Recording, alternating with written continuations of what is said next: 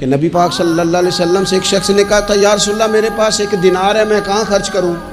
حضور نے خرچ کرنے کی ترتیب بتائی، فرمایا اسے اپنی ذات پر خرچ کر۔ عرض کی یا رسول اللہ صلی اللہ علیہ وسلم اگر میرے پاس ایک اور دینار بھی ہو، فرمایا اسے اپنی بیوی پر خرچ کر۔ کہ یا رسول اللہ اگر ایک اور دینار بھی ہو، فرمایا اپنی اولاد پر خرچ کر۔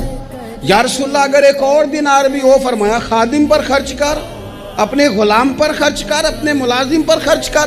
یا رسول اللہ اگر ایک اور بھی ہو، تو فرمایا پھر تو تجھے اللہ کے راستے میں دینا چاہیے نا، پھر تو تجھے فی سبیل اللہ کچھ کام کرنا چاہیے نا۔ اگر اللہ نے تجھے یہاں تک وسعت دی ہے کہ بیوی کا خرچہ بھی پورا ہو گیا، بچوں کا بھی ہو گیا، خادم کا بھی ہو گیا، تیرا اپنا بھی ہو گیا، اتنی ساری نعمتوں کے بعد بھی اگر کوئی نہیں بانٹتا، پھر اسے سوچنا تو چاہیے نا، اسے غور تو کرنا چاہیے نا، جب اتنی ساری اللہ نے اسے وسعت دی۔ پڑھتے پڑھتے